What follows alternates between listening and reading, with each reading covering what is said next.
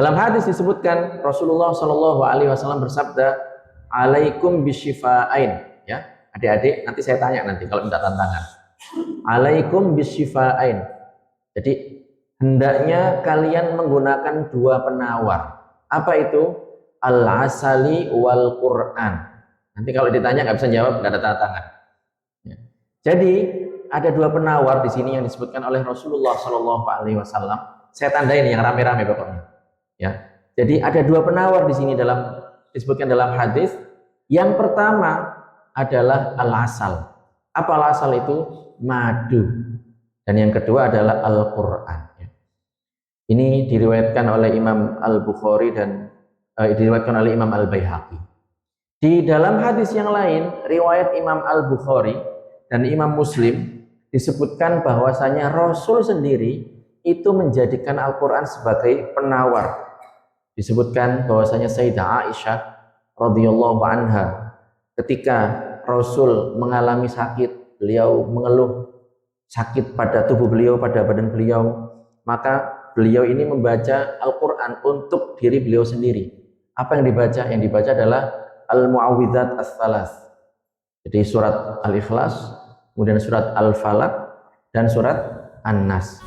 لما صبح الدنيا يضلم والفقير فيها يتألم بالسما هلاله بيتكلم دمع كل العام بيمسح فرحة عايشين نستناها من سنة لتانية بهواها كل روح المر ساها لما نوره يهل بتصدع رمضان رمضان رمضان جانا رمضان رمضان رمضان جانا رمضان رمضان رمضان جانا رمضان رمضان رمضان جانا Alhamdulillahilladzi anzalal Qur'an hudal linnasi wa bayyinatin minal huda wal furqan wa ja'ala syahra Ramadan musiman lit-ta'ati wal qurbat. Wassalatu wassalamu ala sayyidina Muhammad alladzi kana ajwadan nas wa kana ajwada ma yakunu fi Ramadan hina yalqahu Jibrilu fayudarisuhul Qur'an wa ala alihi wa sahbihi ajma'in.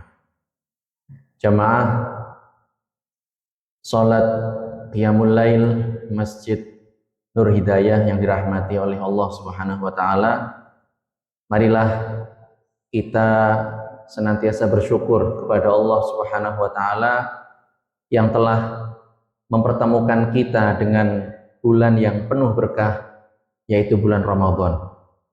Salawat dan salam semoga tercurah limpahkan kepada junjungan Nabi besar Muhammad sallallahu alaihi wasallam, keluarga, sahabat, dan umatnya hingga akhir zaman. Di kesempatan yang penuh berkah ini, saya akan membahas tema yang sangat istimewa, yaitu Al-Quran dan bulan Ramadan. Dua perkara ini tidak bisa dipisahkan para jamaah, karena Ramadan merupakan bulan diturunkannya Al-Quran. Dan Al-Quran merupakan pedoman hidup yang akan semakin hidup di bulan Ramadan.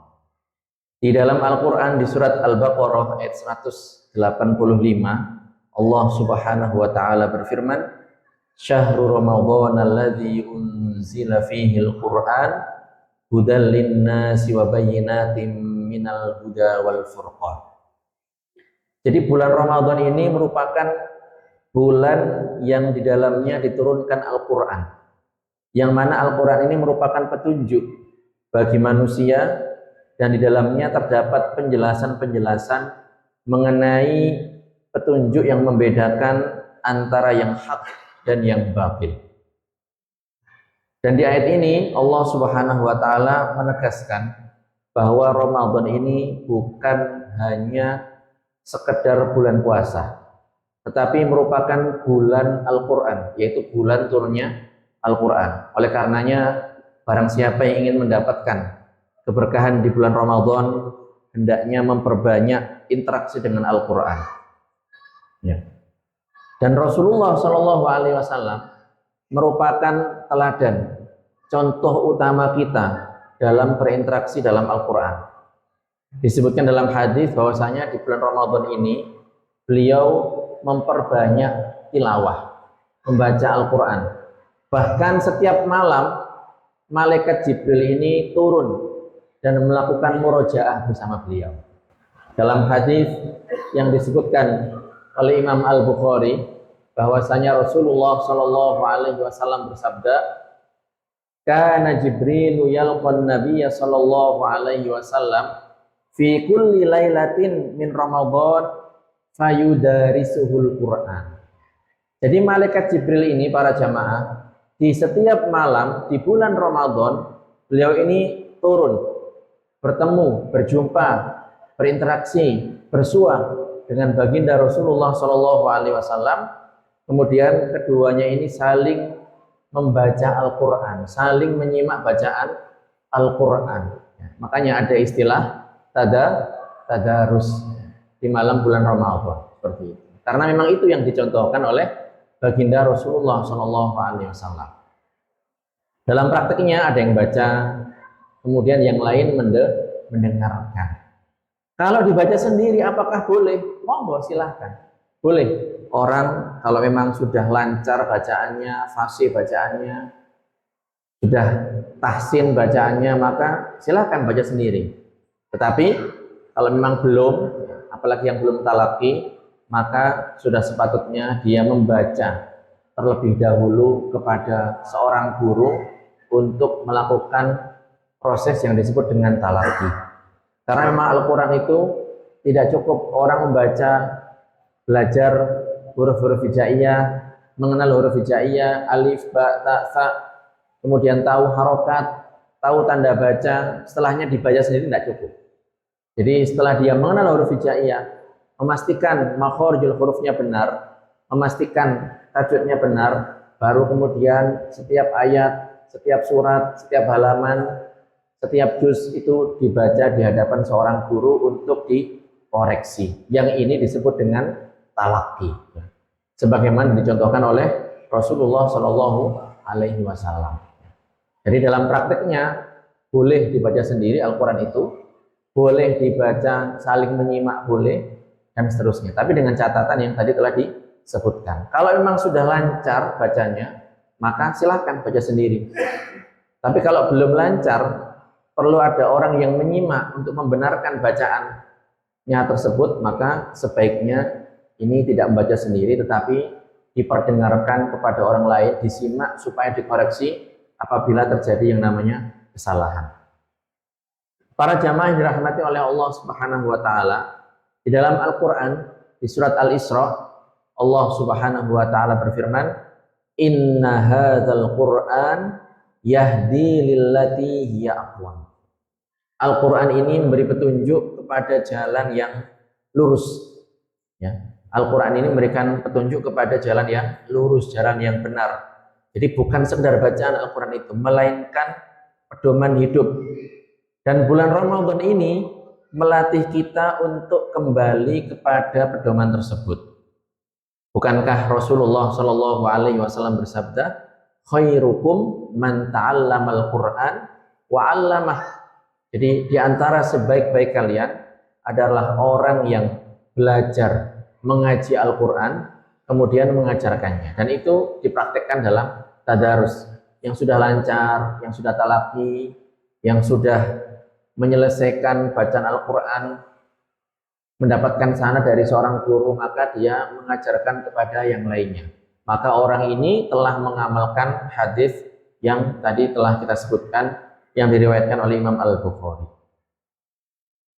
Kemudian para jamaah, dalam Al-Quran sendiri itu disebutkan tentang hukum puasa. Ya ayyuhalladzina amanu kutiba alaikumussyam kama kutiba alal ladzina min qablikum la'allakum tattaqun.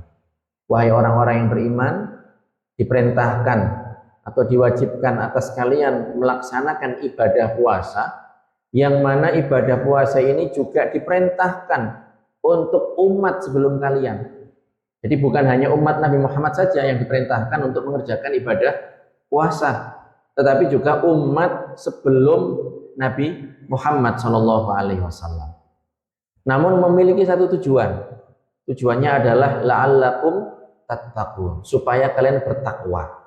Takwa itu sendiri adalah imtitsal awamirillah wajtinabun nawahi, menjalankan semua perintah-perintah Allah serta menjauhi larangan-larangan Allah tanpa terkecuali. Itu takwa. Jadi ketika seseorang melaksanakan ibadah puasa, maka itu adalah satu dari sekian bentuk ketakwaan kepada Allah Subhanahu wa taala. Karena ini ketakwaan, karena ini ibadah, maka harus dipastikan bahwa ibadah tersebut itu sesuai dengan ketentuan yang berlaku, terpenuhi rukun dan syaratnya, ditinggalkan perkara-perkara yang membatalkan, dan seterusnya. Masyarul muslimin rahimakumullah, para hadirin yang berbahagia, oleh karenanya akan saya ringkas bagaimana kita menghidupkan Ramadan dengan Al-Quran. Yang pertama adalah kita membaca Al-Quran setiap hari, mengupayakan untuk khatam, ya. Khatam sekali, khatam 2 kali, khatam 10 kali, monggo.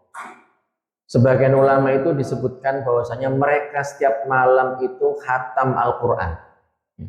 Ya, kita kalau tidak sampai ke pangkat itu, ke derajat itu, minimal dalam bulan Ramadan ini kita menghatamkan bacaan Al-Quran, ya. 1 hari 1 juz, seperti itu.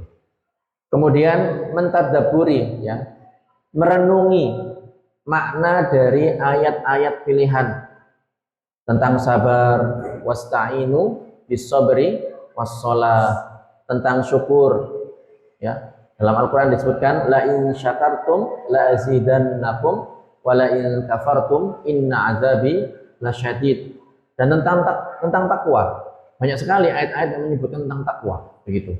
Apa yang didapatkan oleh orang-orang yang bertakwa, oleh orang-orang yang beriman, supaya kita termotivasi. Apa yang akan didapatkan oleh orang-orang yang maksiat, oleh orang-orang yang kafir, supaya kita menjadi takut untuk melakukan perbuatan tersebut.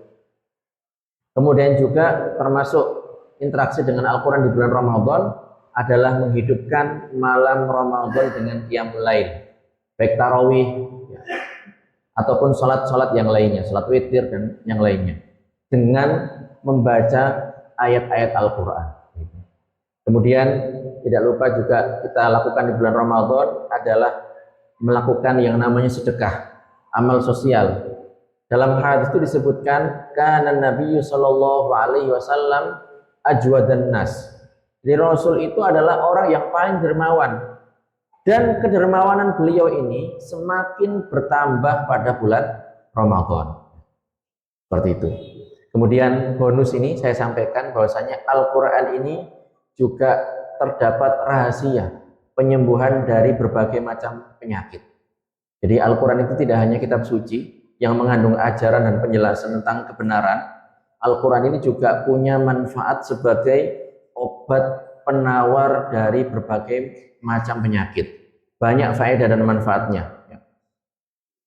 Al-Quran ini juga bisa dibaca untuk ruqyah, untuk ta'widz, perlindungan, dan dengan izin Allah Subhanahu wa taala orang yang sakit tersebut sakitnya diangkat oleh Allah Subhanahu wa taala dan diberikan kesembuhan total.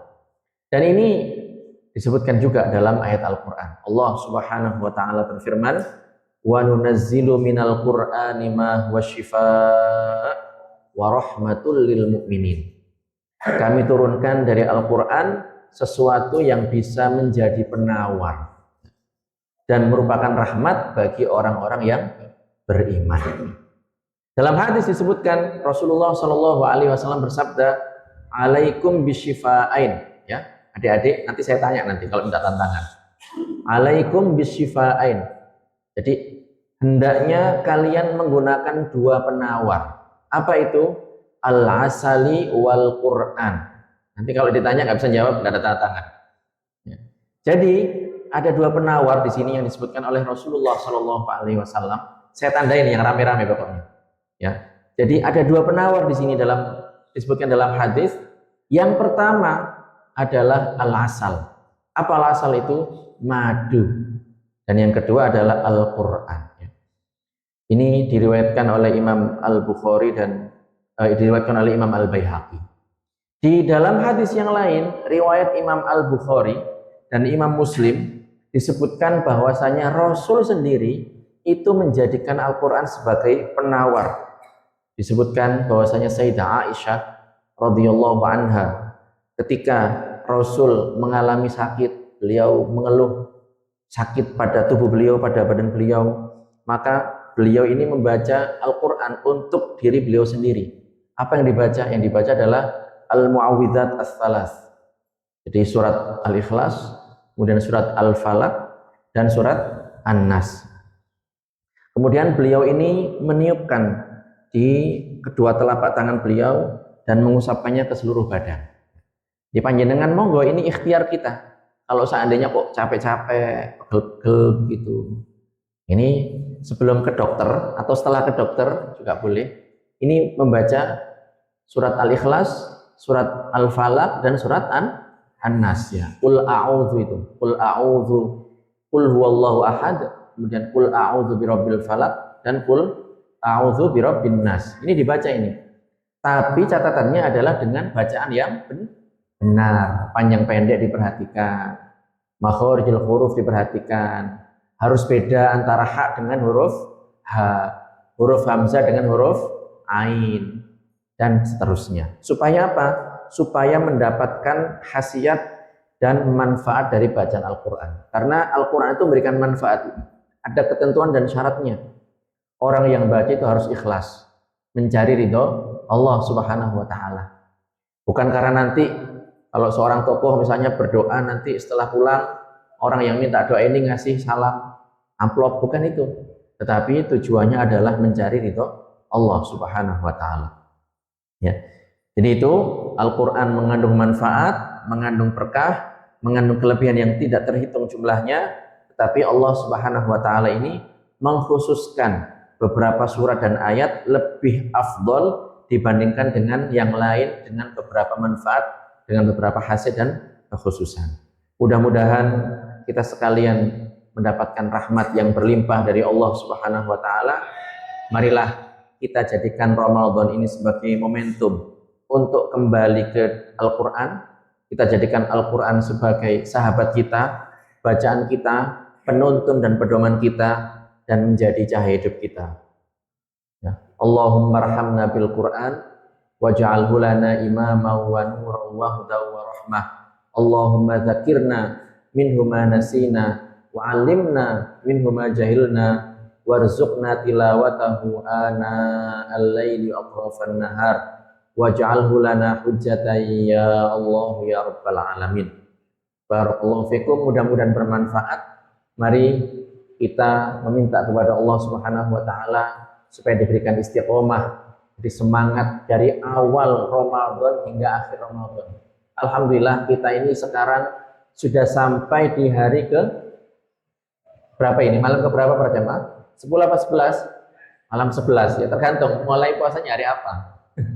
Karena ada yang Rabu, ada yang ke Kamis. Ya apa-apa, boleh itu. Cuman yang jelas maksimalnya itu 30 hari. Dan minimalnya 29 hari. Jangan semuanya sendiri. Kalau puasa ikut yang telat, kemudian hari raya ikut yang lebih awal, akhirnya puasa cuma 28 hari, itu tidak benar itu. Harus konsisten. Mudah-mudahan bermanfaat. Saya akhiri. Assalamualaikum warahmatullahi taala wabarakatuh. Kawan semua, segera daftar mengaji Syahama Probolinggo, belajar ilmu yang mulia. Ayo ke Syahama, pondok penuh berkah, belajar ilmu yang mulia. Ayo ke Syahama.